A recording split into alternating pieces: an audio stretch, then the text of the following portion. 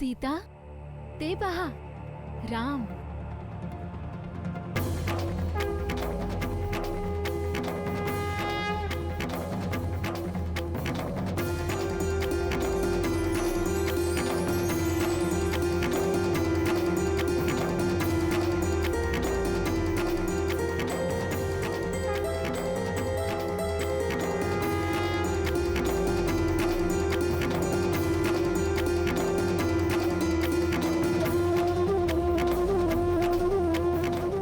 स्वामी, किती शुभ वेळ आहे ही.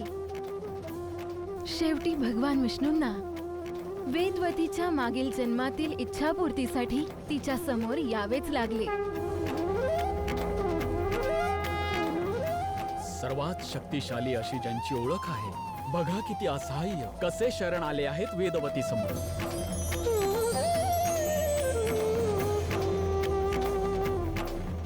स्वामी, आजही मला तो दिवस आठवतो जेव्हा वेदवतीने भगवान विष्णूंना आपल्या पतीच्या रूपात पाहण्यासाठी तप आरंभ केलं होतं. ओम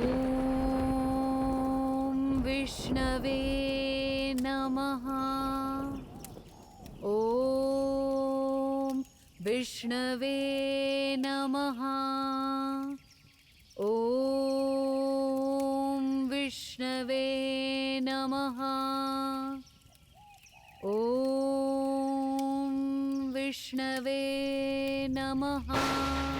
ओम विष्णवे नमः. ओम विष्णवे नमः. ओम विष्णवे नमः. कोण आहे? कोण आहे जो आमच्या शत्रूचं नाव जपत आहे? ओम विष्णवे नमः. ओम विष्णवे नमः. ओम विष्णवे नमः. ओम विष्णवे नमः.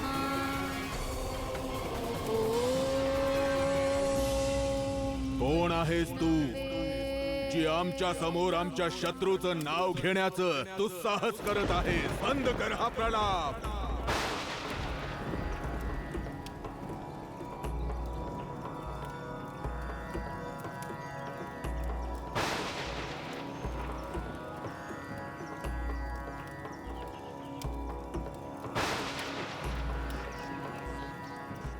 जशी समुद्रासाठी वाळू, संतांसाठी पाप, धनलोभासाठी दान, त्यांच्या समजुती पलीकडे, तसंच काहीसं आपणास हे नाही कळू शकणार की आपण जे आज बडबड समजत आहात ती माझ्या देवाप्रती प्रेमळ हाक आहे.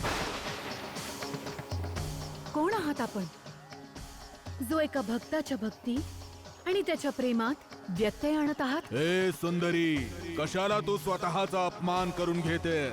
माझ्या समक्ष माझा जप न करता माझ्या शत्रूवर प्रेम करण्याचं साहस करतेस? भक्तीसाठी साहसाची नाही, श्रद्धेची आवश्यकता असते. आणि स्वतःची देवाबरोबर तुलना करणारा तू कोण आहेस?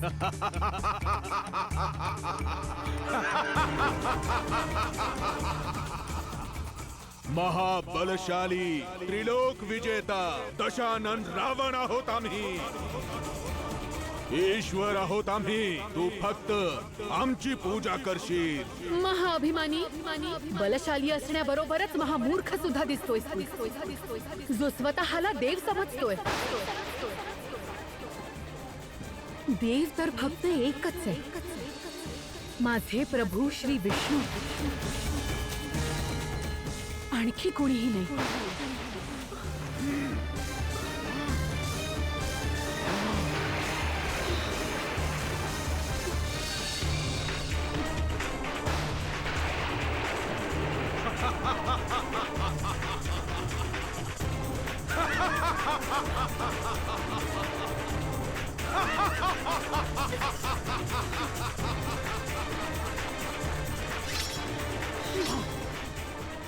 माझ्या तना मनावर केवळ प्रभू श्री विष्णूंचा अधिकार आहे.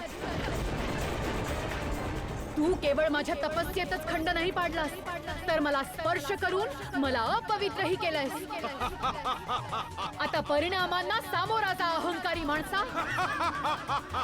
मी वेदवती तुला शाप देते की मी पुढील जन्मात प्रभू श्री विष्णूंची पत्नी होऊन तुझ्या मृत्यूचं कारण होईन.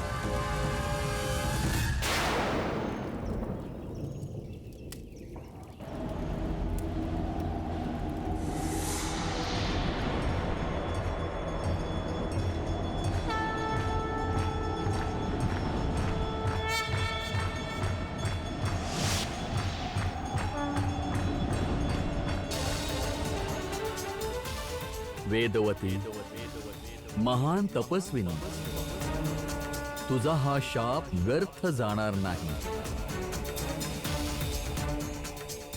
मी तुला वरदान देतो. त्रेतायुगात मी मानव रूपात अवतार घेईन. तेव्हा तू माझी अर्धांगिनी असशील आणि मी रावणाचा सर्वनाश करेन.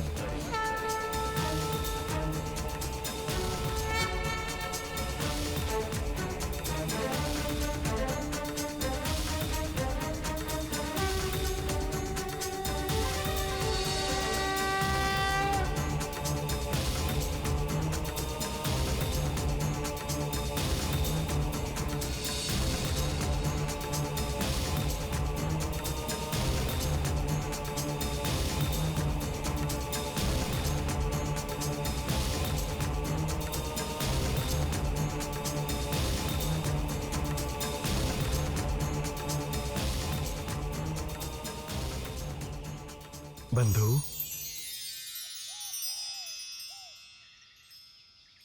लक्ष्मण, पुष्प घेतली आहेत. जाऊयात, निघूया.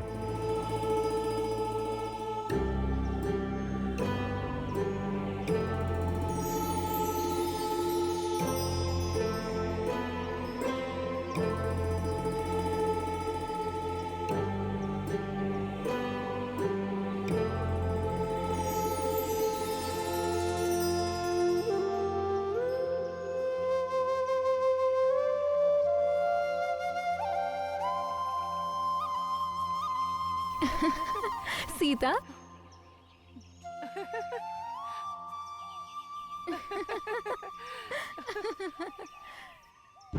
अरे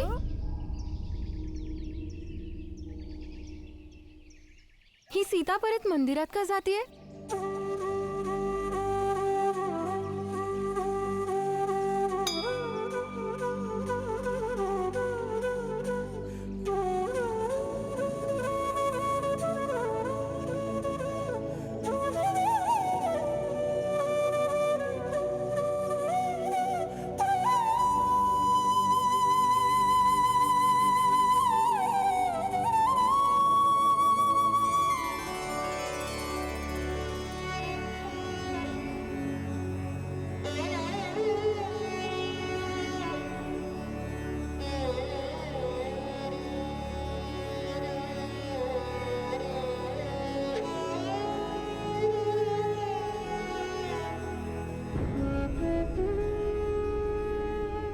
सुकुमारामध्ये असं काय आहे माते,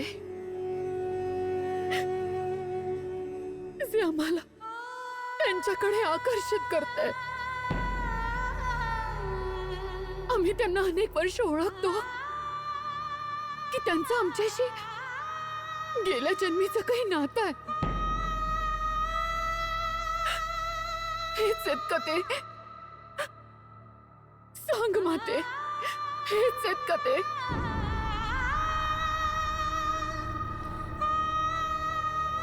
सांग माते.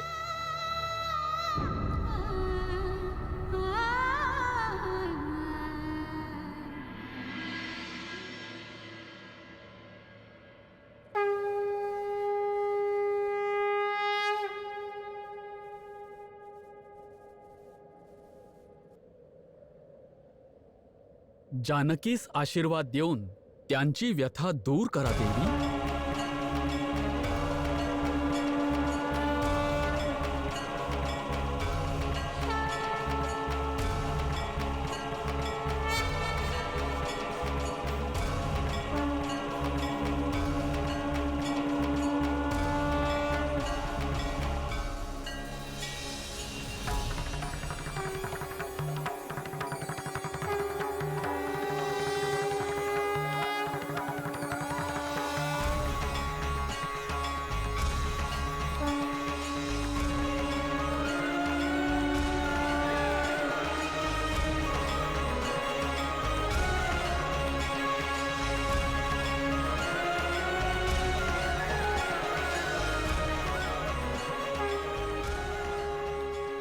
आम्ही धन्य झालो माते, आम्ही धन्य झालो. आम्ही या पुष्पाचा तुझा आशीर्वाद आणि शुभ संकेत समजून स्वीकार करतो.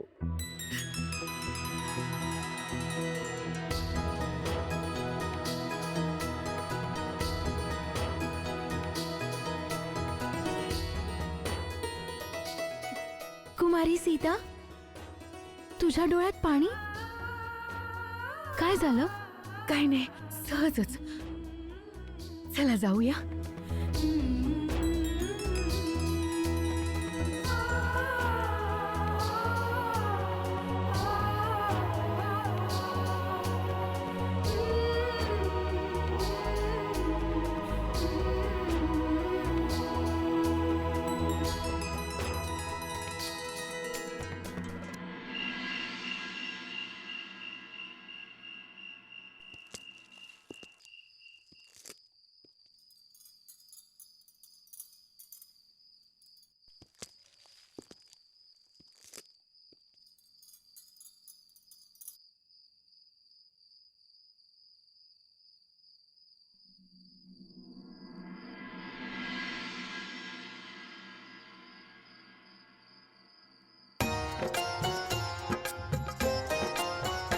सिया रामचंद्र का चंद्र में दर्शन करके बोली शशिका स्नेहिल अभिवादन करके।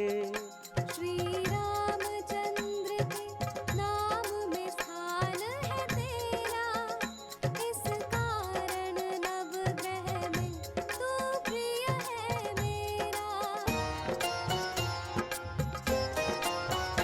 आज इन आँखों से निद्रा रूठ गई है, क्या जनक नंदिनी की भी दशा यही है। मेरी जागती आँखें देख रही है सपने, सपनों में वही है लगने लगे जो अपने।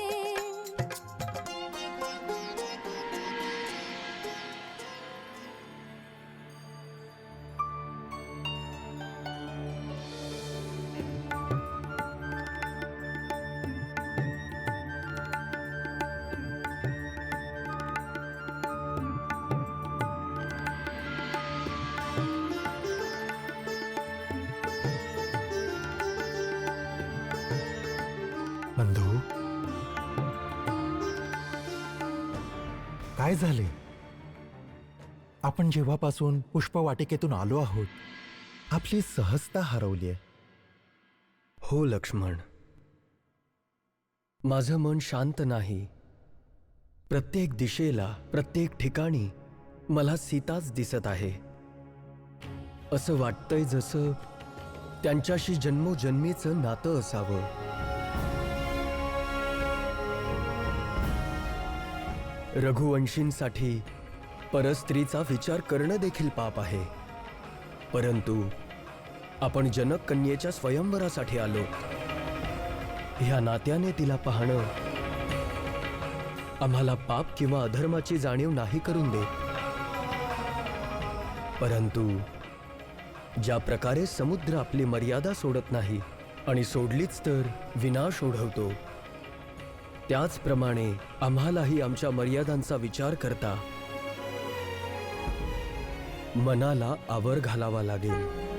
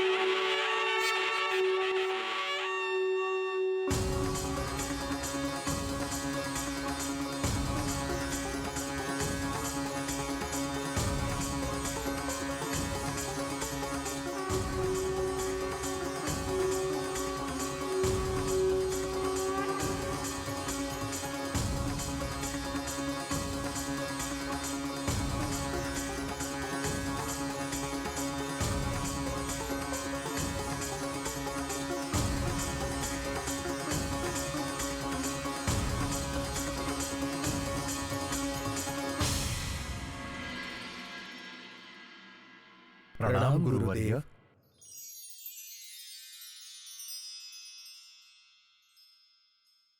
कीर्तिमान भव. गुरुदेव, स्वयंवरासाठी राजांचे आगमन होत आहे. आम्हाला कल्पना आहे. आता काही वेळापूर्वीच शतानंदी महाराज जनकांचा संदेश घेऊन आले होते. महाराज जनकांनी आम्हाला अनुरोध केला आहे की आम्ही स्वयंवरास उपस्थित राहावे. आजपर्यंत ज्या धनुष्यावर कोणी प्रत्यंचा चढवू शकलं नाही, तीच गोष्ट आज महारथींसाठी आव्हान ठरत आहे. हे तेच धनुष्य आहे का? हे उचलणे एवढं कठीण आहे? किती कठीण आहे हे तर तेव्हाच समजेल जेव्हा हे आपण उचलून पाहू. ऐकलंय ते पराक्रमी वीरही उचलू शकले नाहीत.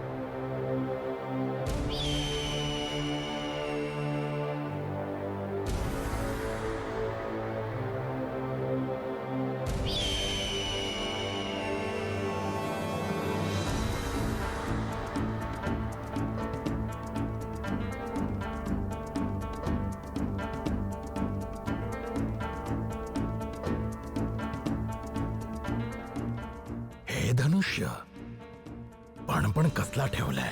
माझ्या डाव्या हाताच्या करंगळीने मी हे धनुष्य उचलेन आणि उजव्या हाताने जनकाच्या मुलीचा हात धरेन. सीतेला आपली पत्नी बनवून मीच घेऊन जाईन.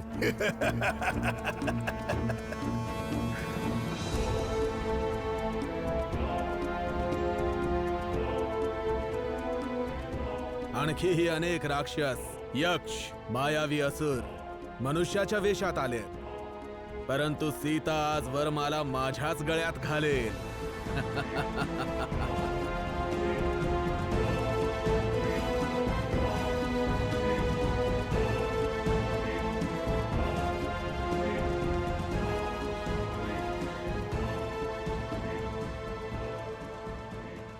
पाहूया असा कोण महारथी आहे जो महादेवांच्या दिव्य धनुष्यावर प्रत्यंचा चढवण्याचं सामर्थ्य दाखवेल. गुरुदेव, आम्ही फक्त एवढंच जाणतो की आपल्या कृपेशिवाय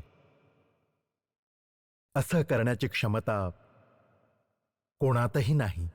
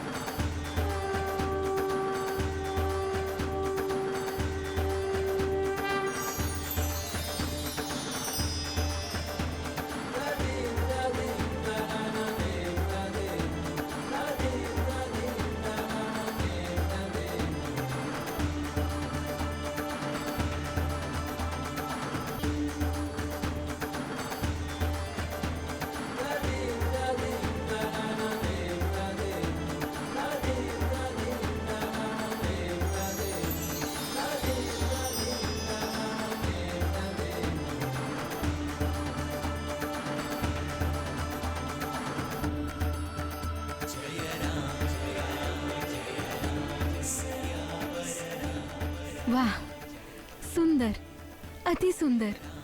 अशा अद्वितीय रूप आणि सौंदर्यावर तर ताई कुणी सुद्धा भाळेल.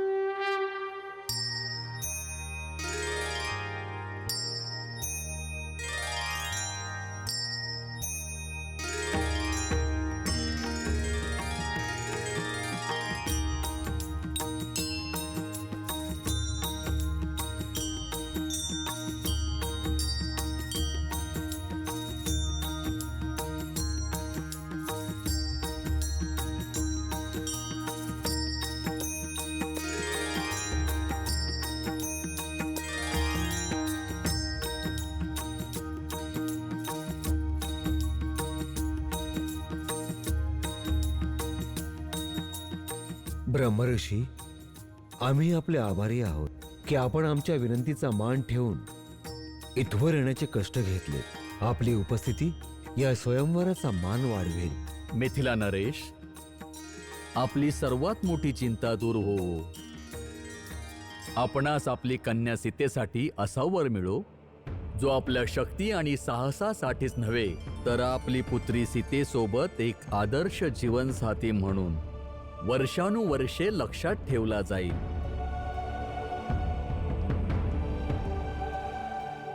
आपला आशीर्वाद मिळाला हेच पुरेसे आहे.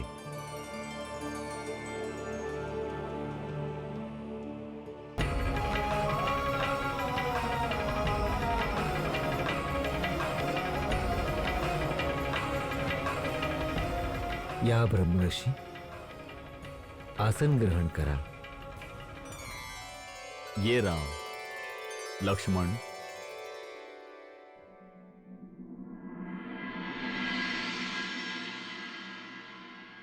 महाराज जनक यांनी पक्षपात केला. त्या 2 राजकुमारांचा विशेष सत्कार का केला?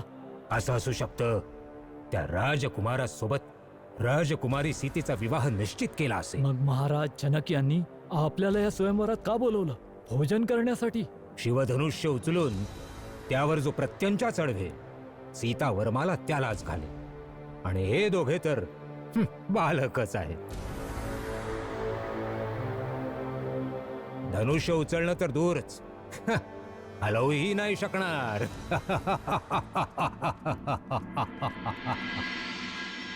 मी मिथिलेचा राजा जनक माझी ज्येष्ठ कन्या सीतेच्या स्वयंवरामध्ये आपल्यासारख्या वीरांचं स्वागत करतो.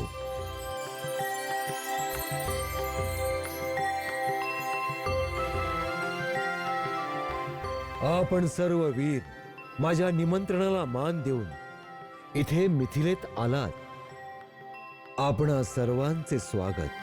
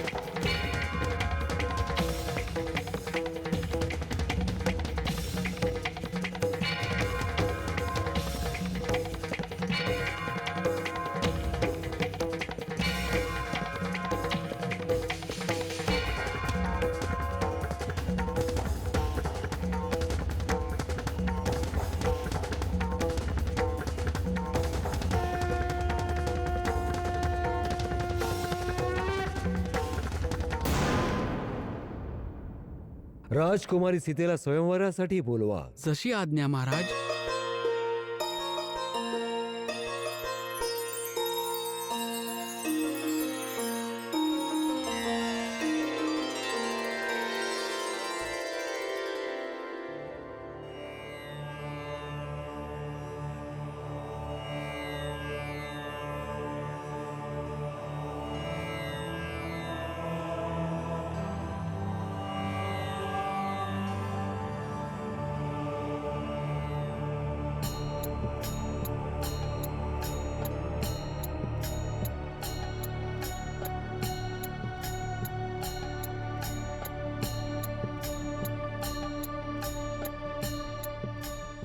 सदैव सुखी राहा.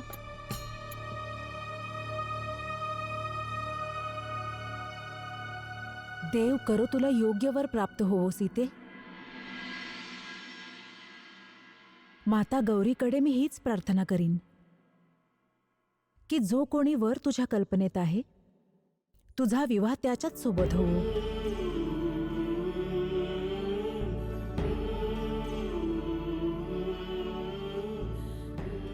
आपण अगदी आमच्या मनातलं ओळखलात माते.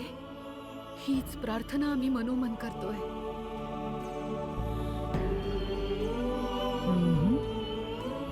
आता अधिक विचार आणि चिंता करायला वेळ नाही सीते. स्वयंवरात आपल्या चेहऱ्यावर स्मित हास्य ठेव. तुझ्या मनातली इच्छा कोणाला कळो वा न कळो माता गौरीला नक्की कळेल. त्यांचेच स्मरण कर सीते. जे होईल ते शुभच होईल.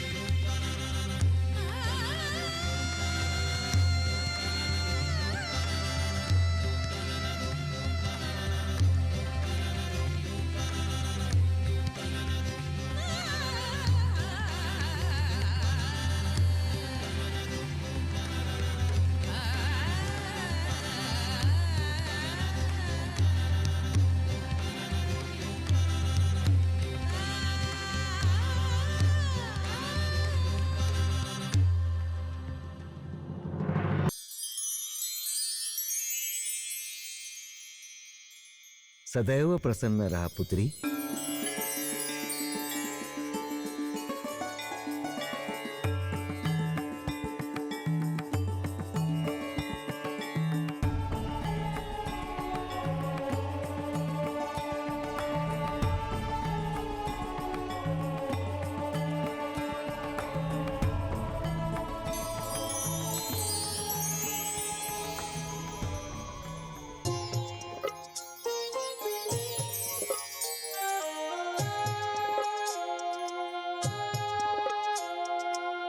पड़ी राम पर दृष्टि सिया की, पल में स्थिरता गई जिया की। चकित अचंभित रह गई सीता, प्रेम सलिल में बह गई सीता। वैदेही ने एक चितवन में, राम को रख लिया अंतर मन में। ऐसी छिटकी रूप की लाली, जिसने सब पर मोहिनी डाली। लज्जा राज समाज की, गुरुजन का संकोच। नैन मूंद लिए सिय ने, मर्यादा की सोच। हे महायोद्ध्यांनो, कुलश्रेष्ठांनो, मी मिथिला नरेश जनक आपण सर्व वीरांना आपली शक्ती आणि आपल्या वीरतेचं प्रदर्शन करण्यासाठी आमंत्रित करत आहे।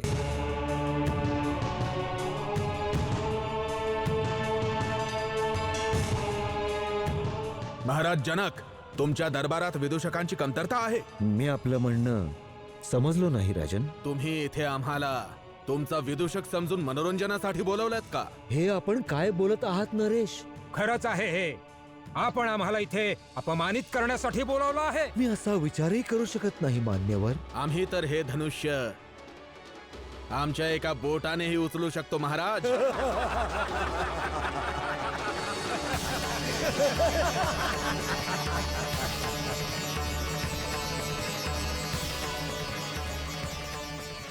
मी आपला अपमान करू इच्छित नाही आणि आपला अपमान करण्याच्या हेतूने मी आपल्या पुत्रीचे स्वयंवर आयोजित केले नाही।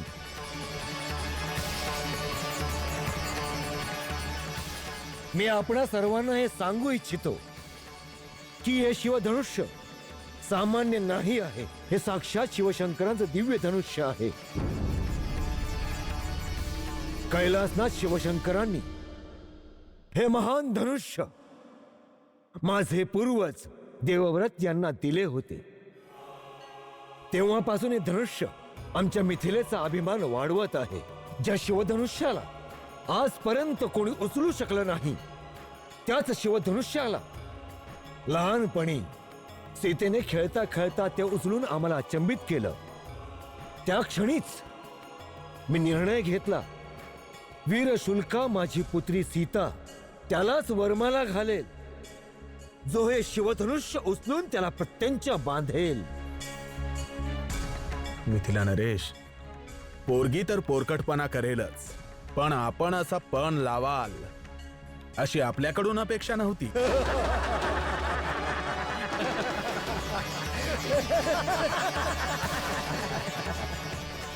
आता प्रथम धनुष्य कोण उचलेल महाराज?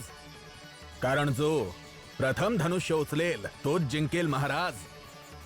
जर सीतेने लहानपणीच हे धनुष्य उचललं आहे, तर आमच्यापैकी कोणीही राजा हे धनुष्य उचलून त्यावर प्रत्यंच्या लावेल।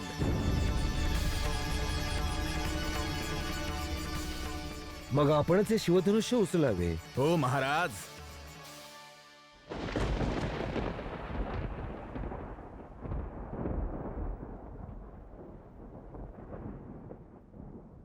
हे माते, हे देवी, कृपा कर। आम्ही रघुनंदन श्रीरामाला आमच्या हृदयात स्थान दिलंय। आता जर आणखी कोणी आम्हाला जिंकलं तर हा आमच्या सतीत्वाचा अपमान असेल। हे माते, आता आमचं भाग्य आपल्या हातात आहे, आमच्यावर कृपा करा। हे आदिशक्ती माता, आपली कृपा सीतेवर सदैव असो।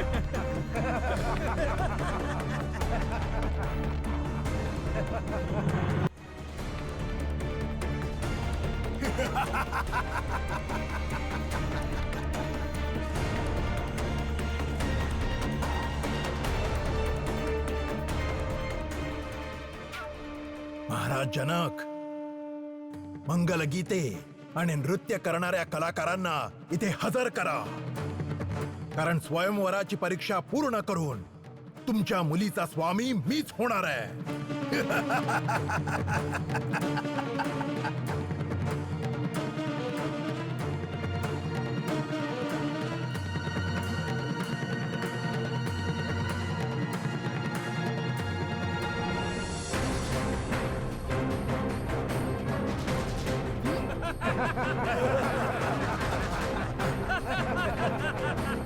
धनुष्य उचलणं तर दूरच, त्याला हलवूही शकले नाही आणि गप्पा मात्र मोठ्या मोठ्या.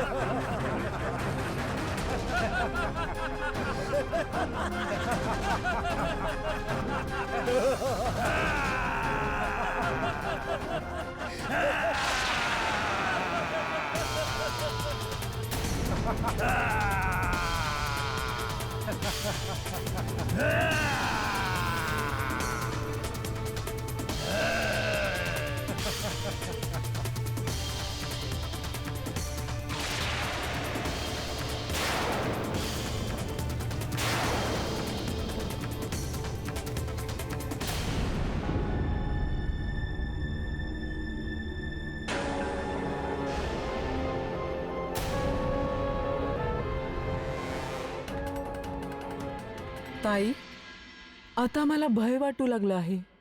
कदाचित पिताश्रींना स्वयंवरासाठी इतका कठीण पण ठेवायलाच नको होता.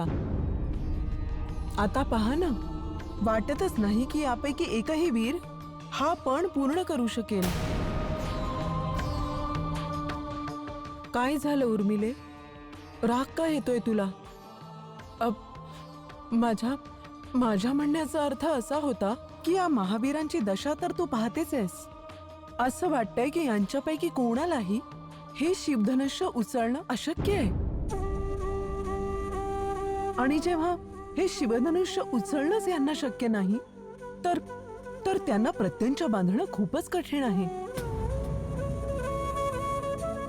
भय तर या गोष्टीचं वाटतंय की जे कार्य असे महावीर करू शकत नाहीयेत, असं मोठं कार्य अयोध्येच्या राजाचे पुत्र श्रीराम असं कोमल व्यक्तिमत्व कसं करू शकेल?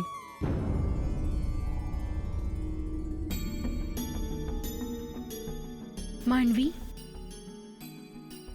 रघुवंशी राम तर आपल्या जागेवरून उठतही नाहीयेत. स्वयंवरासाठी आलेत तर स्वयंवराची परीक्षा का देत नाहीयेत?